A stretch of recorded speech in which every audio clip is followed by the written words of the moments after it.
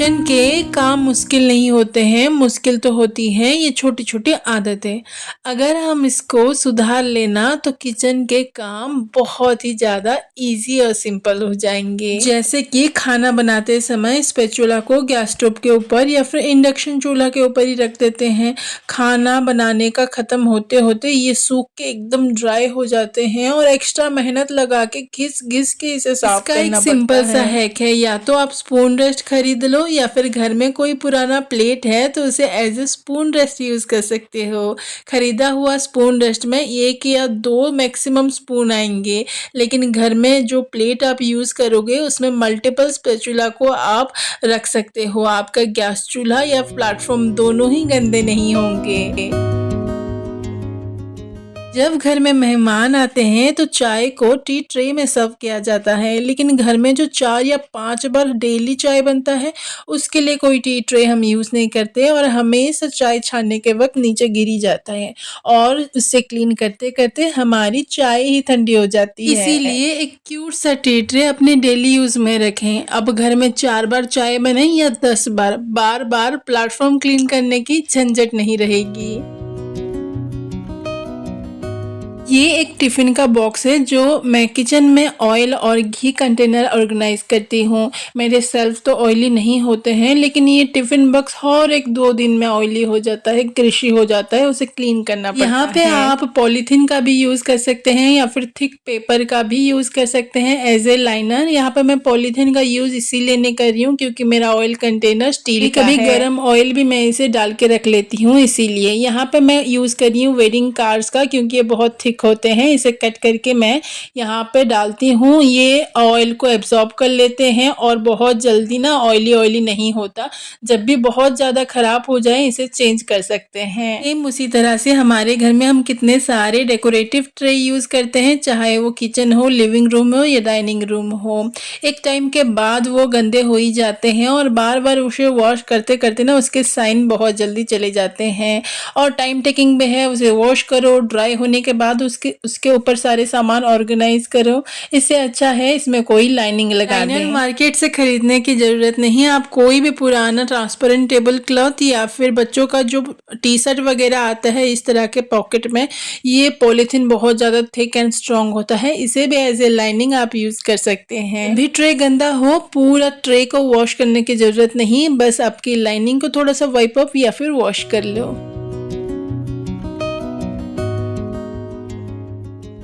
Kitchen में जब भी कुछ रिफ़िल करना हो कंटेनर वगैरह में तो थोड़ा बहुत बच ही जाता है, पैकेट में उसे स्टोर करके रखना पड़ता है, इसीलिए मैं यूज़ करती हूँ रबर बैंड। एक डब्बा में रबर बैंड को स्टोर करके मैंने रखी हूँ, लेकिन रबर बैंड को भी हम अच्छी तरह से स्टोर ना करें ना तो कुछ दिनों के बाद वो आपस में चिपकने लगते हैं, स्टिकी हो जाता है और ख़राब हो जाता है। एक बहुत ही सिंपल सा हैक है, आप जिस कंटेनर में रबर बैंड को स्टोर करके रखे हैं उसमें थोड़ा सा टेल्कम पाउडर आप स्प्रे कर लीजिए। देखिएगा लॉन्ग टाइम तक आपके rubber band as it is रहेंगे, आपस में चिपकेंगे नहीं, स्टिक नहीं होंगे।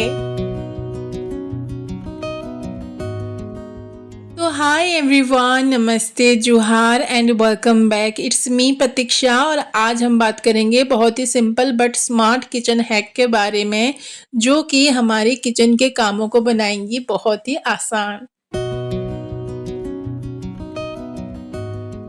आजकल ज़्यादातर किचन स्मार्ट किचन हो गई है और इस तरह की कटलरी ट्रे भी हर एक किचन में देखने को मिलेगा। मेरा ये स्टेनलेस स्टील का है। इंडियन किचन में ज़्यादा खाना, ज़्यादा बर्तन और ज़्यादा क्लीनिंग भी करनी पड़ती है। इसकी हालत आप देख ही सकते हैं, हर 15 दिन 1 महीने में मुझे इसकी डीप क्लीन करनी पड़ती है। ये फिक्स्ड है, ये निकलता नहीं है, तो क्लीनिंग करने में थोड़ी सी मुश्किल होती ही है।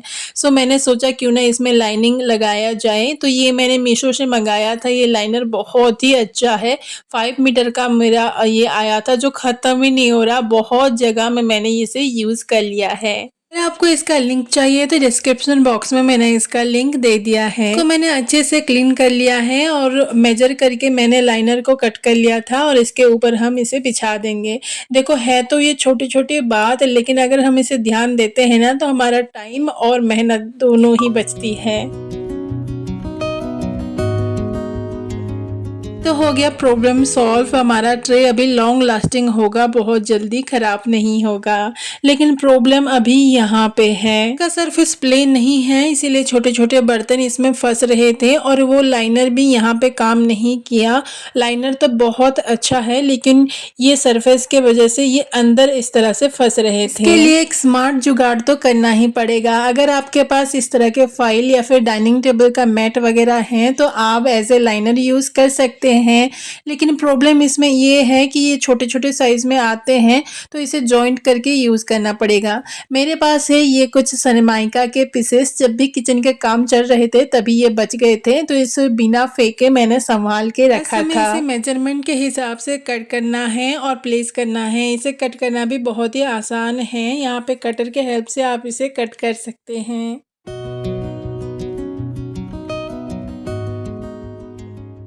मेजरमेंट के हिसाब से इसे मैंने कट कर लिया है। अभी इसे प्लेस कर दूंगी। प्लेस करने से पहले ड्रॉ को मैंने अच्छे से क्लीन कर लिया था। 5 ड्रॉर थे, 4 में तो ये सनमाइका अच्छे से आ गए लेकिन एक में थोड़े से कम पड़ गए। तो ये थे वुडन पैनल मेरे पास, तो उसको भी मैंने इसे यूज़ कर लिया है एज ए लाइनर।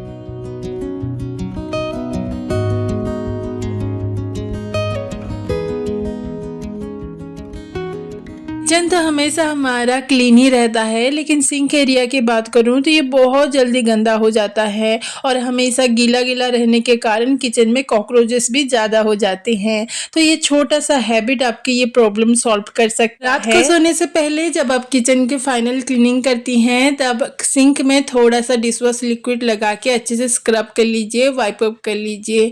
ये आपके हार्डली 5 मिनट लेंगे। जो डिश ड्रायर हैं कोशिश कीजिए रात भर उसमें बर्तन ना रखें, निकाल लीजिए, उसे सादे पानी से ही थोड़ा सा धो लीजिए और उसे उल्टा करके रखिए ताकि वो अच्छे से ड्राई हो जाए। अपने सिंक एरिया भी रात भर में अच्छे से ड्राई हो जाएगा क्योंकि सुबह होते ही ना जाने कितने बार हम बर्तन धोते हैं और सिंक एरिया गीला होता रहता है। हमारे इंडियन फैमिली में डाइनिंग टेबल के ऊपर सिर्फ खाना खाना नहीं और भी बहुत कुछ होता है। जैसे कि डाइनिंग एरिया मेरे स्टोर रूम से कनेक्ट है तो डाइनिंग टेबल के ऊपर ये रिफिल वगैरह के काम होता ही रहता है। यहाँ पे चावल का आटा, अचार वगैरह मैंने निकाला तो थोड़ा बहुत नीचे गिर गया, इसे मैंने फटाफट से क्लीन कर लिया।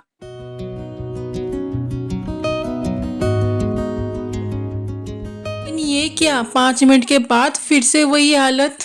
मैं एक जॉइंट फैमिली में रहती हूँ और हर एक मेंबर कुछ ना कुछ काम करते ही रहते हैं तो ये मैस तो होता ही रहता है। अगर आप भी एक जॉइंट फैमिली में रहते हैं मेरी तरह और आपको लगता है कि क्लीनिंग तो यहाँ कभी ख़त्म होने ही नहीं वाली है तो ये है काफ़ी पुराना कपड़ा अपने डाइनिंग एरिया के पास रखिए, चाहे वो पुराना टॉवल हो, बेडशीट हो या दुपट्टा। जब भी कुछ रिफिल वगैरह करना हो, कुछ भी काम करना हो डाइनिंग टेबल के ऊपर तो ये कपड़ा बिछा के कीजिए। भी मैला गंदगी है वो कपड़ा के ऊपर पड़ेगा, डायरेक्ट डाइनिंग टेबल के ऊपर नहीं पड़ेगा।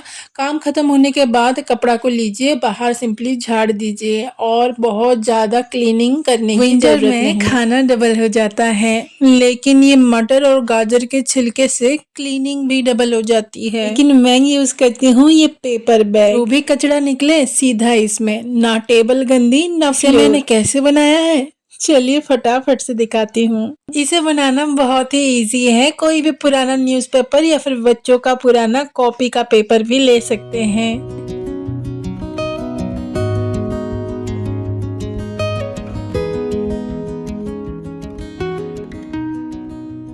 बिल्कुल बेकार पेपर से बहुत ही अच्छा काम की चीज़ बन जाता है। ना ही ग्लू ना ही स्टेपलर का यहाँ पे यूज़ हुआ है। आप इसे अपने dining room, living room, kitchen में रख सकते हैं। कचरा निकालने के अलावा और भी बहुत कुछ काम में ये आते हैं। अब winter mess, paper bag is best. ज़्यादातर घरों में हम इस तरह के डाले में आलू प्याज रखते हैं। पेपर डालने से प्लेटफॉर्म तो बच जाती है, गंदी नहीं होती, लेकिन इस डाले का क्या, इतना जो गंदा हो जाता है, घिस घिस के इसे साफ करना पड़ता है। इसके लिए बहुत ही सिंपल सा जुगाड़, अगर आपका डाला फटा भी है ना तो भी कोई बात नहीं, इसे यूज कर सकते हैं।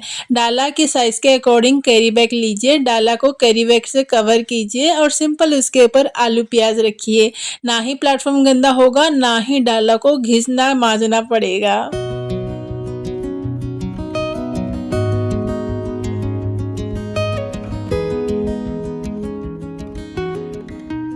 ये किचन है कि न्यू नहीं है, लेकिन जब आदत बन जाते हैं ना तो सच में ये किचन के काम बहुत आसान कर देते हैं। So that's all for today friends. अगर आपको ये छोटी छोटी हैक पसंद आया हो तो प्लीज़ चैनल को सब्सक्राइब कीजिएगा, लाइक कमेंट एंड शेयर करना ना भूलिएगा। और मेरी लाइफ अपडेट के लिए आप मुझे फॉलो कर सकते हैं इंस्टाग्राम पर। आप अपने किचन में कौन सा हैक फॉलो करते हैं कमेंट में जरूर बताइएगा। सो आज के लिए इतना ही, मिलते हैं अगले वीडियो में एक नई कोशिश के साथ। तब तक के लिए bye bye and take care. To the city streets, we began to feel the fire.